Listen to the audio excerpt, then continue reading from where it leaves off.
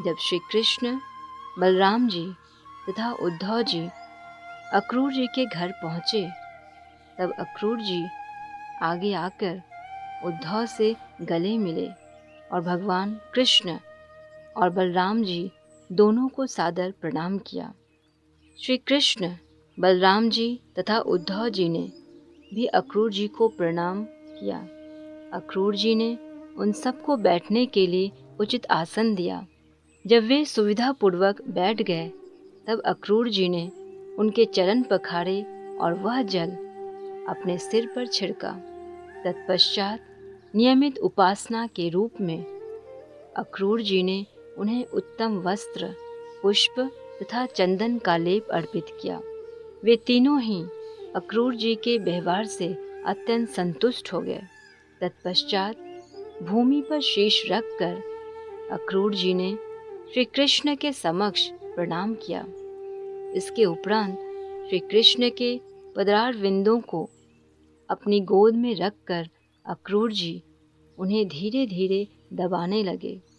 जब अक्रूर जी श्री कृष्ण और बलराम जी की उपस्थिति से पूर्ण रूप से संतुष्ट हो गए, तब कृष्ण प्रेम के कारण उनके नयनों में अश्रु भर आए और वे इस प्रकार स्तुति करने लगे। प्रिय भगवान कृष्ण तथा बलराम, यह आपकी अतीव कृपा है कि आपने कंस तथा उसके सहयोगियों का वध कर दिया। यदुवंश के समस्त परिवार को आपने महान संकट से उबार लिया। महान यदुवंश की रक्षा के आपके कार्य को यदुवंशी सदैव स्मरण करेंगे। प्रिय भगवान श्री कृष्ण तथा बलराम जी, आप दोनों ही मूल पुरुष हैं, जिनसे सभी वस्तुओं की उत्पत्ति होती है। आप सभी कारणों के मूल कारण हैं। आपकी शक्ति अचिंत्य है और आप सर्वव्यापी हैं। आपके अतिरिक्त और कोई स्थूल या सूक्ष्म कार्य कारण नहीं है। वेदों के अध्ययन से प्रतीत होने वाले परब्रह्म आप ही हैं। अपनी अचिंत्य शक्ति के द्वारा आप हम सब के सम्मुख दृष्टिगोचर होते हैं।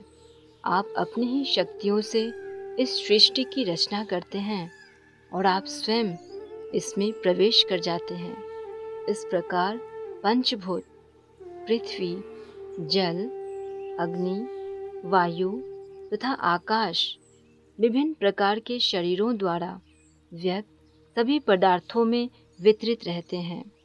उसी भांति अपनी ही शक्ति से निर्मित अनेक प्रकार के शरीरों में आप अकेले ही प्रवेश कर जाते हैं। आप शरीर में व्यष्टिक आत्मा के रूप में तथा साथ ही साथ स्वतंत्र परमात्मा के रूप में प्रवेश करते हैं। भगवद गीता में इस बात की पुष्टि की गई है कि भौतिक शरीर का निर्माण आपकी अपरा शक्ति के द्वारा होता है और आत्माएं आपके ही विभिन्न अंश हैं तथा परमात्मा आपका अंतर्यामी प्रतिनिधि है। यह भौतिक शरीर, जीव तथा परमात्मा एक व्यष्टिक प्राणी का निर्माण करते हैं, किंतु मूल रूप से वे सब एक भगवान की ही विभिन्न शक्तियां हैं। अक्रूर जी ने आगे कही, इस भौतिक जगत में सत, रज तथा तम नामक त्रिगुणों की अंतःक्रिया के द्वारा आप समस्त सृष्टि की रचना, पालन तथा संहार कर रहे हैं। आप उन भौतिक गुणों की क्रियाओं में नहीं फंसते हैं, क्योंकि आपका परम ज्ञान सर्वदा अप्रभावित रहता है, जबकि जीवों का ज्ञान प्रकृति के 3 गुणों से प्रभावित हो जाता है। भगवान इस भौतिक सृष्टि में प्रविष्ट होते हैं, समयानुसार रचना, पालन व संहार करते हैं। उसी भांति उनके विभिन्नांश जीव भौतिक तत्वों में प्रविष्ट होते हैं और उनके लिए भौतिक शरीर की रचना होती है। भगवान तथा जीवों में यह अंतर है कि जीव भगवान का अंश है और उसकी प्रवृत्ति भौतिक गुणों की क्रिया प्रतिक्रिया से प्रभावित हो जाने की होती है। परब्रह्म श्री कृष्ण सदैव पूर्ण ज्ञान में अवस्थित होने के कारण इन क्रियाओं से अप्रभावित रहते हैं। इसलिए श्री कृष्ण का नाम अच्युत है, जिसका अर्थ है वह व्यक्ति जिसका कभी भी पतन नहीं होता है। श्री कृष्ण के आध्यात्मिक स्वरूप का ज्ञान भौतिक क्रियाओं से कभी प्रभावित नहीं होता है, जबकि उनके विभिन्न सूक्ष्म अंश भौतिक क्रियाओं के कारण अपनी आध्यात्मिक पहचान भूल जाने की प्रवृत्ति रखते हैं। वैदिक जीव नित्य रूप से भगवान के विभिन्न अंश हैं। मूल अग्नि श्री कृष्ण के चित्कर्ण के रूप में उनकी प्रवृत्ति बुझ जाने की होती है। अतः जीव भौतिक क्रियाओं से प्रभावित हो सकते हैं, जबकि कृष्ण कभी नहीं हो सकते। अक्रूर जी ने आगे कहा, अल्पज्ञ मानव भ्रमवश आपके दिव्य रूप को भी भौतिक शक्ति या माया से निर्मित समझते हैं। वह धारणा किसी भी रूप में आपके लिए प्रयुक्त नहीं की जा सकती है। वस्तुतः आप पूर्ण रूप से आध्यात्मिक हैं और आप में तथा आपके श्री विग्रह में कोई भेद नहीं है। इसी कारण आपके बद्ध अथवा मुक्त होने का कोई प्रश्न ही नहीं उठता है। जीवन की किसी भी स्थिति में आप सर्वदा मुक्त हैं। जैसा कि श्रीमद् भगवद गीता में कहा गया है, केवल मूढ़ तथा दुर्जन ही आपको एक सामान्य मनुष्य मानते हैं। आपको अपने जैसा एक भौतिक प्रकृति से बद्ध प्राणी मानना हमारे अपूर्ण ज्ञान के कारण होने वाली एक त्रुटि है। जब लोग वेदों के मूल ज्ञान से विचलित हो जाते हैं, तब वे साधारण जीवों को आप भगवान से एकात्म करने का प्रयास करते हैं। आप इस धरा पर इस शुद्ध ज्ञान की पुनर्स्थापना के हेतु अपने मूल रूप में प्रकट हुए हैं। जीव न तो भगवान के बराबर है, न ही उनसे एक है। प्रिय भगवान, आप सदैव शुद्ध सत्व में अवस्थित रहते हैं। वास्तविक वैदिक ज्ञान की स्थापना के हेतु आपका अवतार आवश्यक है। नास्तिक दर्शन यह प्रतिपादित करने का प्रयास करता है कि ईश्वर और जीव एक ही हैं, जबकि वैदिक ज्ञान इसके विरुद्ध है।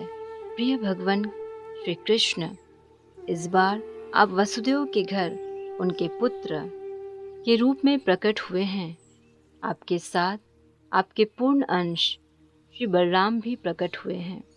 समस्त नास्तिक राज परिवारों का उनके विशाल सैन्य शक्ति के साथ वध करना आपका प्रयोजन है। पृथ्वी के भार को कम करने के लिए आप स्वयं अवतरित हुए हैं। इस ध्येय की पूर्ति के हेतु यदुवंश के एक परिवार के सदस्य के रूप में प्रकट होकर आपने यदुवंश को यशस्वी बनाया है। प्रिय भगवान, आपकी उपस्थिति से आज मेरा घर पावन हो गया है। मैं जगत का सर्वाधिक भाग्यशाली व्यक्ति हो गया हूँ। समस्त देवों, पितरों, जीवों, राजाओं तथा सम्राटों के पूज्य श्री भगवान, जो कि सबके परमात्मा हैं, मेरे घर पधारे हैं। उनके चरण कमलों का जल या गंगा जल तीनों लोकों को पावन कर रहा है और वे दया करके मेरे घर पधारे हैं। वस्तुतः तीनों लोकों के ज्ञानी जनों में ऐसा कौन है जो आपके पद कमलों की शरण में आकर आपके प्रति समर्पण नहीं करेगा, यह जानते हुए कि अपने भक्तों के प्रति आपके समान स्नेह में और कोई नहीं हो सकता है। कौन ऐसा मूर्ख है जो आपका भक्त बनना अस्वीकार करेगा। समस्त वैदिक साहित्य में यह घोषणा की गई है कि आप सभी जीवों के सर्वाधिक प्रिय मित्र हैं। भगवद गीता में भी इस बात की पुष्टि की गई है। सुहृदम सर्वभूतानां, आप अपने भक्तों की इच्छाओं को पूर्ण करने में पूर्ण रूप से समर्थ श्री भगवान हैं। आप सबके सच्चे मित्र हैं। यद्यपि आप भक्तों को आत्मदान करते हैं, फिर भी आपकी मूल शक्ति का कभी ह्रास नहीं होता है। आपकी शक्ति की न तो कभी क्षति होती है, न कभी उसमें वृद्धि होती है। प्रिय भगवन, महान योगियों और देवों के लिए भी आपकी लीलाओं को ठीक ठीक समझना कठिन है। वे भी आप तक पहुंचने में असमर्थ है।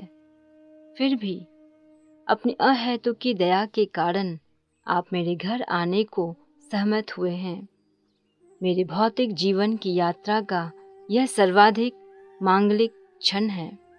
आपकी अनुकंपा से ही मैं अब समझ सकता हूँ कि मेरा घर, मेरी पत्नी, मेरी संतान और मेरी सांसारिक संपत्ति सब भौतिक जीवन के विभिन्न बंधन हैं। कृपया इस ग्रंथि को काटकर झूठे समाज, मैत्री तथा प्रेम के इस प्रगाढ़ बंधन से मेरी रक्षा कीजिए। भगवान श्री कृष्ण अक्रूर जी की स्तुति से अत्यंत प्रसन्न हुए। उनकी मुस्कान अक्रूर जी को और अधिक मुग्ध कर रही थी। भगवान ने उनके विनम्र भक्तिमय कथन का इस प्रकार उत्तर दिया। प्रिय अक्रूर जी, आपकी विनम्रता के बावजूद मैं आपको अपने से श्रेष्ठ मानता हूँ। आप मेरे पिता, गुरु और सर्वाधिक हितैषी मित्र के स्तर के हैं। अतएव आप मेरे पूज्य हैं, आप मेरे चचा हैं। अतः आप सदैव मेरा रक्षण करेंगे। मैं चाहता हूँ कि आप मेरा पालन करें, क्योंकि मैं भी आपकी संतानों में से एक हूँ। इस वात्सल्य संबंध के अतिरिक्त भी आप सदैव पूज्य हैं। सौभाग्य की कामना करने वाले व्यक्तियों को आप जैसे महानुभाव की सादर वंदना करनी चाहिए। आप देवताओं से भी बढ़कर हैं। लोगों को जब किसी इंद्रिय तृप्ति की आवश्यकता होती है, तब वे देवताओं की उपासना करते हैं। देवता अपने भक्तों को अपनी उपासना करने के पश्चात वर देते हैं, किंतु अक्रूर जी जैसे भक्त लोगों का चरम कल्याण करने को सदैव तत्पर रहते हैं। एक संत या भक्त किसी का भी कल्याण करने के लिए मुक्त होता है, जबकि देवता लोग अपनी पूजा किए जाने के उपरांत ही वर दे सकते हैं। तीर्थ स्थान का लाभ वहां जाने पर ही प्राप्त किया जा सकता है। किसी देवता विशेष की उपासना करने पर इच्छा पूर्ति में बहुत अधिक समय लगता है, किंतु प्रिय अक्रूर जी, आपके समान संत भक्तों की सभी इच्छाओं की पूर्ति तत्काल कर सकते हैं। प्रिय अक्रूर जी, आप सदैव हमारे मित्र तथा शुभचिंतक हैं। आप सदैव हमारे कल्याण के लिए कार्य करने को तत्पर रहते हैं। अतएव आप कृपा करके हस्तिनापुर जाइए और देखिए कि पांडवों के लिए क्या व्यवस्था की गई है। श्री कृष्ण पांडु पुत्रों के विषय में जानने को अत्यंत उत्सुक थे, क्योंकि जब पांडव अत्यंत अल्पायु के थे, तभी उनके पिता का देहावसान हो गया था। अपने भक्तों के प्रति अत्यंत दयालु होने के कारण श्री कृष्ण उनके विषय में जानने के लिए उत्सुक थे।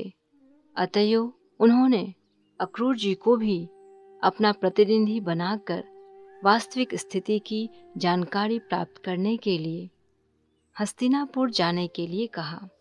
श्री कृष्ण ने आगे कहा, मैंने सुना है कि राजा पांडु की मृत्यु के उपरांत उनके अल्पायु पुत्र युधिष्ठिर, भीम, अर्जुन, नकुल और सहदेव अपनी विधवा माँ के साथ धृतराष्ट्र के संरक्षण में आ गए हैं, जो उनके संरक्षक के रूप में उनकी देखरेख करने वाले हैं।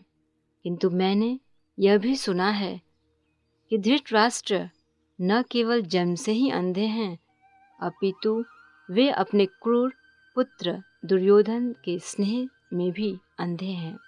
पांचों पांडव राजा पांडु के पुत्र हैं। किंतु दुर्योधन की योजनाओं तथा कुचक्रों के कारण धृतराष्ट्र पांडवों के प्रति अनुकूल व्यवहार नहीं करते हैं। कृपया आप वहां जाइए और इस तथ्य का अध्ययन कीजिए कि धृतराष्ट्र पांडवों से कैसा व्यवहार कर रहे हैं। आपका विवरण मिलने पर मैं विचार करूंगा कि पांडवों पर किस प्रकार अनुग्रह किया जाए। इस प्रकार भगवान श्री कृष्ण ने अक्रूर जी को हस्तिनापुर जाने का आदेश दिया और तत्पश्चात वे बलराम जी तथा उद्धव जी के साथ घर लौट आए।